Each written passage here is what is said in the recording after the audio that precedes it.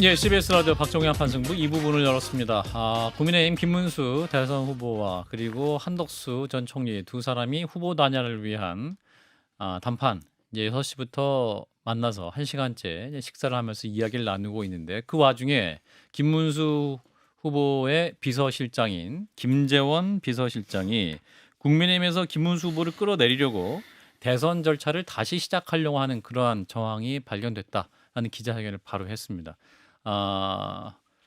권영세 비대위원장이 황우여 선거관리위원장에게 연락을 해서 선거 절차를 시작해달라 뭐 이러한 얘기를 했다고 하는 건데 장 소장님 이게 정말 사실이라면 일단 지금 황우여 저 선거관리위원장은 사실 아니다 이렇게 또 입장을 냈다고 하는군요. 사실이라고 하겠습니까?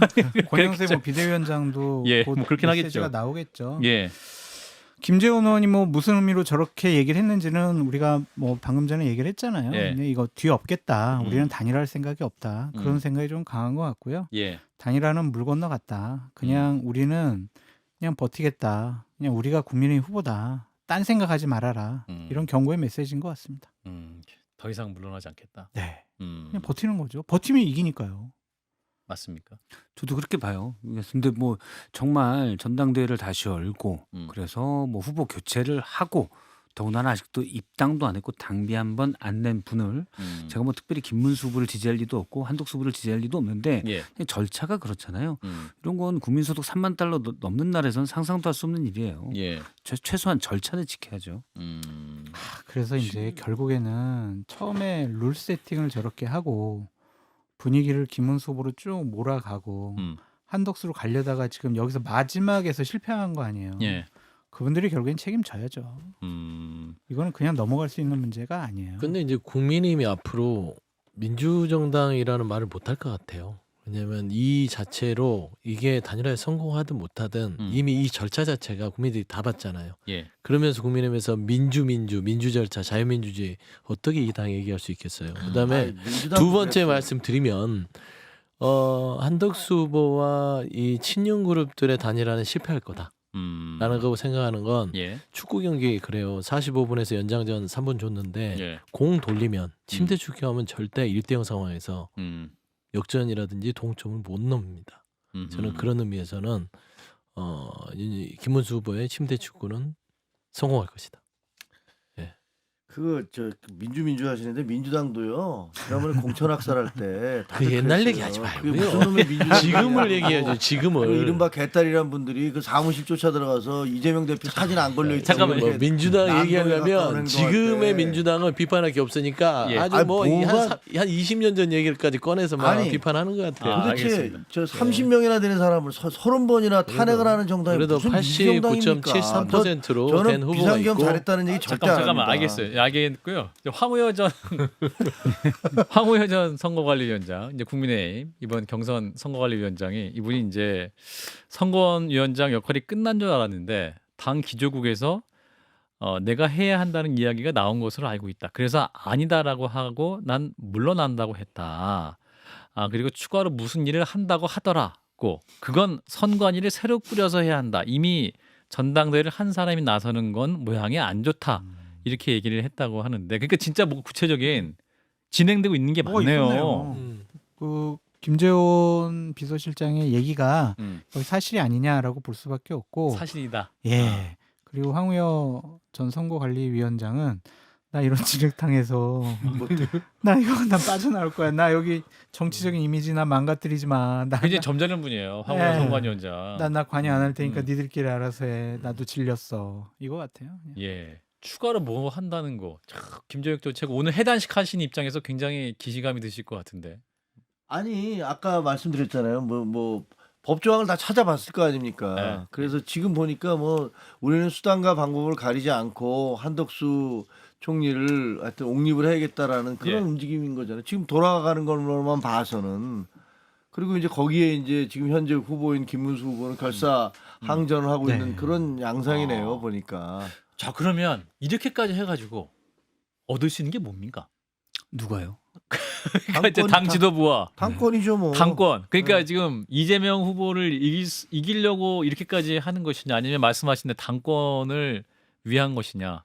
기득권. 아니, 당이 이렇게 시끄럽고 이렇게 싸움박질을 하고 가처분이 그 올라가고 그다음에 또 다른 뭐 예를 들어서 선관위를 만들겠다고 하면은 황우려 지금 선관위원장 난 못해 이렇게 넘어지고 그럼 다른 사람 선관위원장 임명하면 그거 아마 임명하기도 쉽지 않을 것 같아요. 야 내가 왜 내 손에 이런 피를 묻혀야 돼 뭐 이런 식의 얘기가 들 거 아니에요. 정당사상 유례가 없는 이런 짓을 내가 왜 해야 돼. 그러니까 그거 찾기도 쉽지 않을 거예요. 근데 이런 걸 다 하는 당 지도부는 도대체 뭐 때문에 하겠습니까? 당권. 네, 뭐 제가 보기에는 내년 지방선거를 앞둔 당권. 그런 거죠, 뭐 다. 그러니까 이런 것들을 통해서 이게 이렇게 하면은 대선에 치명적이 된다 우리가 이런 거 생각 안 할까요? 홍준표 전 시장이 말한 대로 그러면 어떤 공당의 역할이 아니라 또 그냥 이익 집단의 행위라고 볼 수밖에 없는 거 그렇죠. 아니에요? 사실은 국민의힘에서 애초부터 대선을 어떻게든 경쟁력 있게 치르려면 네. 정말 역선택 방지 조항 같은 말도 안 되는 거 하지 말고 그래서 뭐 유승민 전 의원이랄지 좀 더 경쟁력 있는 후보들이 과감히 할 수 있게 만들었어야죠. 근데 순전히 자신들의 기득권을 유지하기 위해서 내년 지방선거 그다음에 총선에 그걸 위해서 그다음에는 그걸 하기 위해서는 구체적으로 처음에는 한동훈 견제로 갔거든요. 예. 한동훈 후보는 구심력이 될 수 있기 때문에 견제로 해서 지금까지 갔던 거고 지금 한덕수 쪽에 하는 거는 이제 어떤 새로운 세력에 대한 견제라기보다는 예. 자신들의 세력을 좀 더 공고히 하기 위한 만약 김문수 후보가 대선 주자가 이미 됐지만 단일 후보로도 돼서 그냥 간다면 김재원 전 의원이 어느 정도 영향력을 행사할 수도 있고 이른바 친윤이 공고하게 묶었던 기득권이 깨지면서 이거는 장차 대선 뒤에 뭐 이러한 그 책임론 지도부 책임론이 불면서 뭐 다시 한동훈 전 대표가 다시 등장할 수 있는 여지를 줄 수도 있잖아요. 그래서 그런 것들의 이 지도부의 공고함을 깨뜨리는 걸 막으려고 하는 것 아닌가 이런 생각이 좀 듭니다. 그러니까 이제는 목적도 명분도 없이 그냥 단일화 그냥 하기로 했으니까 단일화 해야 돼. 이 상황까지 간 것 같아요. 예. 오늘 나온 각종 여론조사를 보면 뭐 단일화 하더라도 대선에서 이기기는 쉽지 않아 보이는 여론조사 수치가 많이 나왔는데 예. 단일화를 왜 해요 지금? 단일화 해봤자 뭐 이길 가능성도 이렇게 없는데 결국에는 그냥 자신들의 주도권, 기득권, 당내의 권력을 내려놓지 않기 위한 하나의 몸부림이 아니냐 그런 생각이 좀 듭니다. 맥 소장님. 아니 근데 지금 헷갈리는 건 김재혁 최고. 사실은 지금 이제 그 아스팔트에 나갔던 분들 있잖아요. 네. 이분들이 되게 지금 혼란스러워하고 있어요. 또 이렇게 쫙 깔려 있어. 도대체 이거 어디를 지지해야 되는 거야? 한동훈을 반 한동훈은 뭐 예를 들면 이거 당 지도부가 반 한동훈을 하라는 거구나. 예. 라는 것들에 대해서는 다 이제 일치된 생각을 가지고 뭐 온갖 마타도와 뭐 공격, 가짜 뉴스를 해서 이제 그 공격을 했는데. 예. 근데 정작 이제 그 김문수 후보가 됐으면 이제 김문수를 밀고 가야지 하면서 와 가는 파가 하나 있고 아니 그게 아니고 우리 윤통께서는 다른 생각이신 것 같아. 라고 하면서 뭐 또 이렇게 가는 그런 분들이 있고 예. 이분들이 그 같이 시위하면서 윤호개인 할 땐 다 같아요. 근데 정작 또 그다음에는 이쪽으로 갈리고 저쪽으로 갈려갖고 이 페이스북 같은 데 보면 서로 또 공격을 또 심하게 합니다 지금. 그래서 이게 뭐냐라는 또 여기 올라왔더니 이사는 아닌가비요 뭐 이렇게 되는 거고. 그러니까 사실은 저는 당 지도부 이번에 이제 선관위원장을 포함해서 선관위원장님을 포함해서 당 지도부가 우리 당에 그 예를 들면 멀쩡한 후보들을 다 진짜 그냥 박살을 내놨고 예. 뭐 홍준표 후보도 마찬가지고 저는 뭐 한동훈 후보는 더 말할 나위도 없고 그다음에 자기들도 이제는 어떻게 해야 될지를 모르는 이거를 이렇게 호리병 속에서 마법사를 끄집어냈는데 그 끄집어낸 다음에 그 마법사를 다시 호리병 속으로 집어넣을 수는 없고 그러니까 이거 어떻게 할지도 모르고 뭐 이런 상황으로 지금 치닫고 있는 것 같다는 느낌이 들어요. 근데 이제 보면은 그 오더 누구의 오더일까 이 단일화가 라는 의구심이 생길 것 같아요. 예. 이게 이제 뭐 보수 지지층 내에서도 뭐 그런 의구심이 될 수 있으나 중요한 건 이제 국민 이 중도층이 바라보는 시선이 얼마나 참 볼성사납습니까? 예. 예를 들어 그런 거예요. 그냥 단순한 어떤 정치적인 계산과 상황이 아니라 그냥 국민들이 척 봤을 때 그래도 어떤 경쟁을 통해서 했던 후보에게 그가 뭐 단일화를 내세웠던 아니면 뭐 심판한테 도움을 받았던 간에 그래도 절차를 가지고 어렵게 된 사람을 갑자기 특정 세력이 당신 그걸 내려놓고 이 사람하고 어거지로 이 손안에 있는 사탕을 뺏어서 이 사람한테 주려고 하는 행위들은 예. 공정하지 못하잖아요. 그걸 정의롭지도 않잖아요.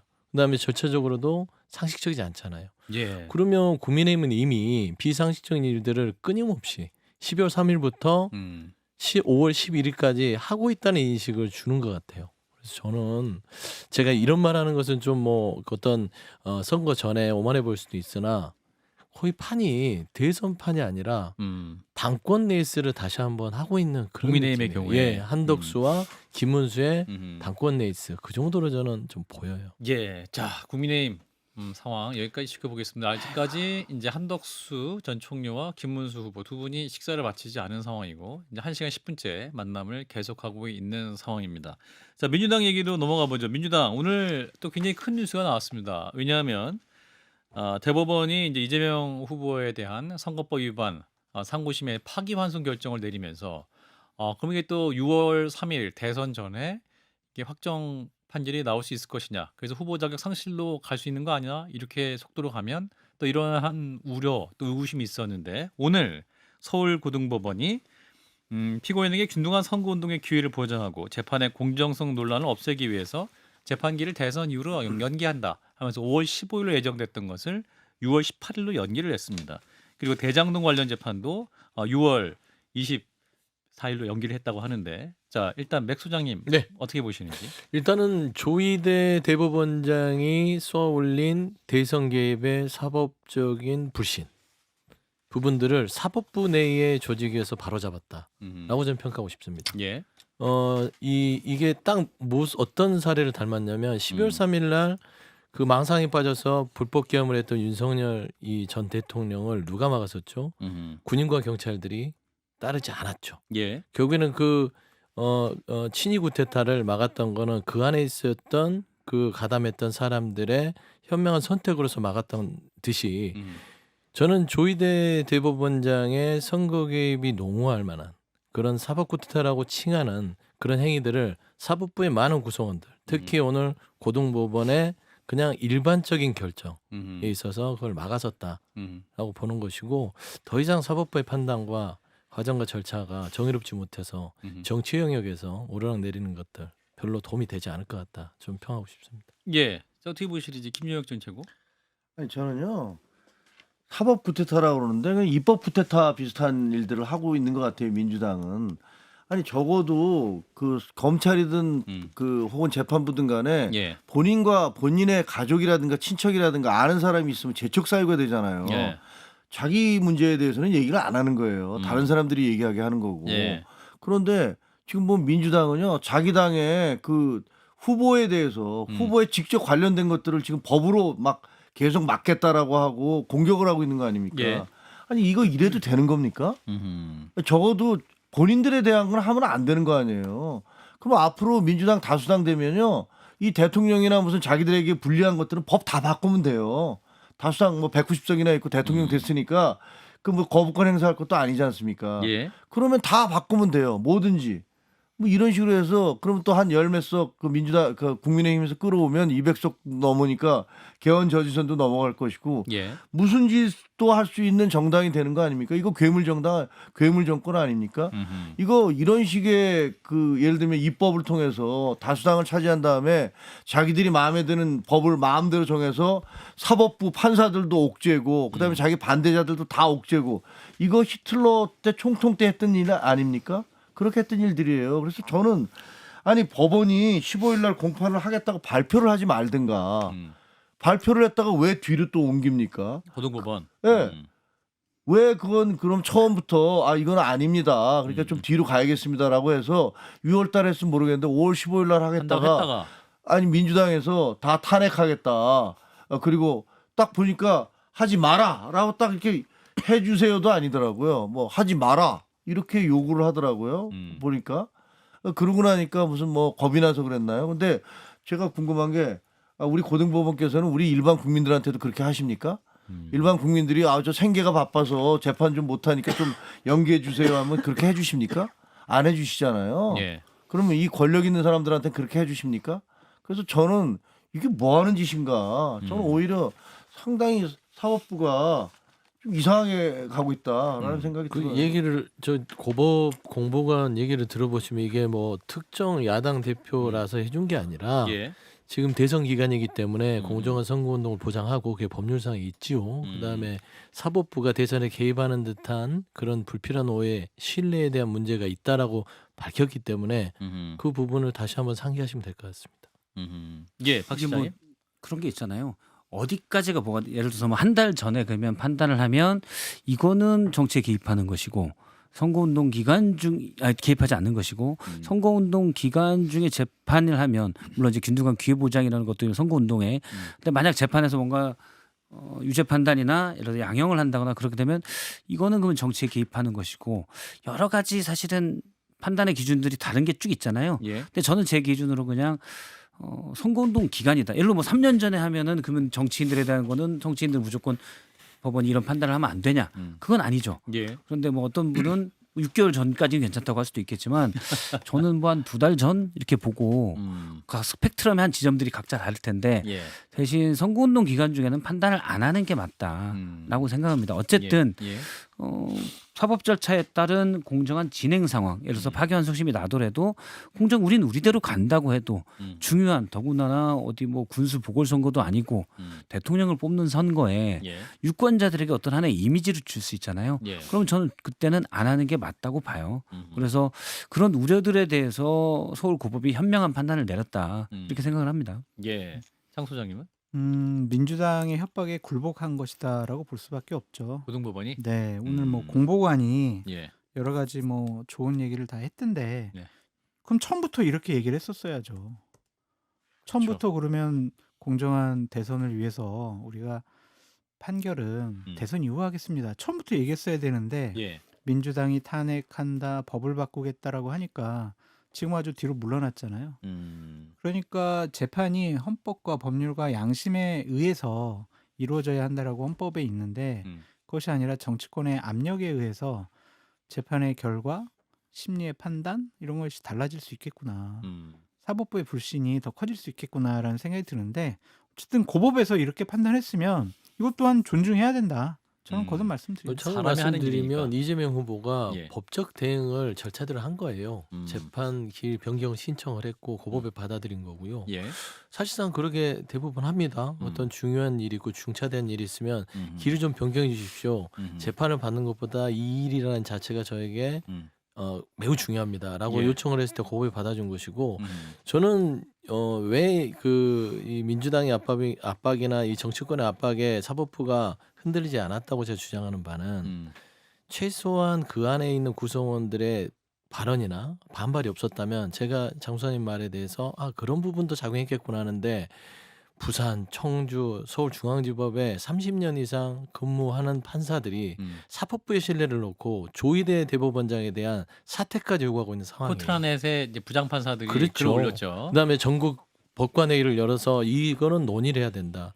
사법부의 신뢰가 땅에 떨어져서는 안 된다. 그러니까 불필요한 오해를 받지 않으려고 중차대한 대선 기간에는 재판을 중지했던 사례들이 쭉 있었어요. 예. 근데 조희대 대법원장이 이거를 오염시켰다라는 측면에서 저는 사법부의 어떤 독립들은 구성원들이 만들어가는 것이다라는 예. 것이고 조희대 대법원장은 본인이 한 일에 있어서 미심적인 부분들은 청문회나 그리고 나중에 법적 책임을 질 일이 있으면 그분은 져야 된다. 저는 그렇게 그래서 지금 생각합니다. 14일에 조희대 대법원장에 대한 청문회를 조국혁신당과 민주당이 이제 열기로 했는데 사실 또 대법원장을 또 이게 국회 청문회에 불러가지고 이제 뭐 질문을 한다는 거 아닙니까? 이제 국민의힘에서 이걸 사법부를 굴종하게 만드는 시도다 이렇게 비판을 하고 있고 대한민국에 미래가 없는 거 아니냐 이런 비판인데 박 시장이 전 그건 진짜 아닌 것 같아요. 예. 그러니까 앞서 이제 서울고법이 만약에 재판을 진행하려고 하면 그 뒤에 대법이 어떻게 나올지 모르니 고법 재판부를 탄핵하려는 시도가 있었는데 그것도 사실 해서는 안 될 일이죠. 예. 하지만 혹시나 피선거권이 이를까봐 어쩔 수 없이 한다. 이거 판단하기가 애매한 그 지점이 있었거든요. 예. 근데 이미 재판 기일이 변경됐기 때문에 그럴 걱정은 없잖아요. 그리고 조희대 대법원장을 불러서 청문회 한다고 해서 특별히 그냥 분노, 나 화났어. 이걸 보여주는 건 말고는 없어요. 그리고 조희대 대법원이 나올 것도 아닙니다. 그리고 명확하게 물론 정치적으로 비판하고 비난할 수 있습니다. 특히 이제 정파적으로 민주당에 더할 수 있다고 봐요. 예를 들어서 이거는 조희대 대법원장이 이재명 후보를 어떻게 보면 자기를 잃게 하기 위한 시도였다. 음. 그렇게 뭐 정치인들이 얘기는 할 수 있죠. 예. 그렇게 그냥 말로써 얘기하고 비판할 수 있는데 예를 들어 탄핵을 한다든지 또는 청문회 대법원장을 불러서 나와라. 사법부의 상징인데 어쨌든 음. 아직 명확하게 그건 의견들이 이분이 어떤 의도가 있는 것 아니야라는 해석을 할 뿐이지 명확한 정황이 없잖아요. 예. 그런데 불러서 청문회 한다? 저는 이거 상당히 부적절하다고 봐요. 2심에서 그 처음에 고법에서 1심에서 이제 유죄 판결을 내고 2심에서 무죄 판결을 내렸잖아요. 그때도 전국의 법관들 중에서는 이거 문제 있다라는 판결을 글을 올린 사람들이 꽤 있었어요. 예. 그런데 그렇다고 해서 국민의힘에서 그 사람들 탄핵을 하겠다. 그 사람들 청문회 열겠다. 그랬습니까? 어쨌든 뭐라고 그래. 우리가 이 판결은 인정하기가 좀 어렵다. 그러나 법원의 판결은 존중한다. 이렇게 하지 않았습니까? 이게 정상적인 국가 질서가 이루어지는 곳이에요. 민주당이 그렇게 합니까? 민주당은 자기들의 마음에 안 들면 무조건 다 탄핵이에요. 검사고 판사고 다 예. 탄핵하겠다고 하고 불러다가 청문회 불러다가 망신 주고 공격하겠다고 합니다. 거기서 불러다가 청문회에서 무슨 제대로 된 질문이나 합니까? 그냥 사람들 앉혀놓고 망신 주려는 거 아니에요. 그러니까 예. 이렇게 하면 안 됩니다. 예. 이미 재판이 연기됐는데도 그런 게 저는 잘 납득이 안 되고 사실은 법원 행정처장 불러서 법사위 현안질의도 충분히 할 수 있는 거거든요. 알겠습니다. 네. 자, 여기 마무리하고요. 오늘 또 김재원 비서실장의 얘기에 대한 신동욱 또 국민의힘 수석 대변인의 설명은 이겁니다. 권영세 설명은 오늘 오후 두 사람이 만나게 돼서 다행이고 좋은 결심 맺었으면 좋겠다. 그러나 시간이 없어서 두 후보가 단일화 합의되든 결렬되든 어쨌든 선관위가 지금 기능하고 있으니 이후 진행되는 부분 예를 들면 단일화 합의에도 선관위 소관으로 넘어가는 거니 황 의원과 TV 토론 방식이든 여조 방식이든 공지하고 준비하면 좋겠다. 그러니까 또 단일화 관련해서 준비하는 차원으로 얘기를 한 것 같은데 이제 김재원 비서실장 같은 경우는 이거를 이제 김문수 후보를 끌어내리는 시도다라고 이제 이해를 한 상황. 그렇게 해석을 한 거네요. 그러니까 아닐까요? 듣고 싶은 것만 듣고 싶은 대로 들은 거죠. 이제 나 별로 안 좋아하는 친구들이 얘기를 한 거니까 네. 나를 끌어내리는 시도다 이렇게 이해한 권영세 걸. 비대위원장 같은 경우에는 네. 당의 이제 당대표 격으로서 단일화를 꼭 원하는 사람이잖아요. 네. 단일화 안 되면 그만두겠다고 했으니까. 네. 그러면은 절차적인 제도적인 여러 가지 방식은 준비해야 놔야 되겠다라고 생각을 한 거라고 볼 수 있죠. 저 해명이 신동욱 의원의 맞다면. 설명이 맞다면 그렇게 예. 봐야 되겠죠. 예. 그걸 가지고 뭐라고 황우여 해요? 선관위원장이 했던 얘기하고는 또 좀 다르지. 전혀 다르잖아요. 그러니까 아, 예. 그거는 지금 우리가 여기서 예. 예단해서 누구 말이 옳다고 얘기할 수가 없는 거예요. 근데 황우여 전 선거관리위원장이 거짓말할 이유는 없죠. 근데 거짓말 그것도 좀 만약에 단일화 준비를 한다 TV 토론 음. 당연히 대선 후보인 김문수 후보와 상의하고 해야죠. 아. TV 토론 준비할까요? 예. 지금 대선 후보는 그렇죠. 25일까지 단일화하면 된다는데 왜 지금 비대위원장이 나서서 준비한다고 합니까? 그것 자체가 말이 안 되는 거예요. 지금 국민의힘 망치는 건 제가 볼 때는 양권입니다. 아이 그 전에는 후보 시절에 말 잘 들었는데 진짜 국민의 후보가 되니까 말을 안 들으니까 근데 화딱지는 근데 거지. 그거를 예측 못하면 지도부라고 할 수 있습니까? 네. 순진해서 김문수 후보가 어떤 분인데? 아하. 아 지금 화면상으로 이정현 오. 전 의원 새누리당 대표. 이분 전 새누리당 대표고 이분이 이제 한덕수 후보 측 저기죠. 네. 머리가 뒤에 대변인인데 머리가 회담이 1시간 15분 만에 이제 종료가 됐다는 거고 네. 이분이 뭔가 입장을 설명하는 그런 장면을 보고 계십니다. 저희는 방송을 여기서 일단 마무리해야 될 것 같은데 이정현 대변인이 무슨 말 하고 있는지 소리가 잘 안 들려서 전해드리고 싶은데 자 일단은 두 회담이 어떻게 됐는지는 저희가 또 아마 잠정적으로 예. 얼굴 얼굴 또 표정 지속 심각하잖아요. 논의하기로 했다 뭐 그런 식으로 애둘러서 얘기할 수 있어요. 알겠습니다. 두 분 일단 여기서 보내드리겠습니다. 김종혁 전 국민의힘 최고위원 그리고 서영주 전 대변인 두 분 고맙습니다. 네, 감사합니다.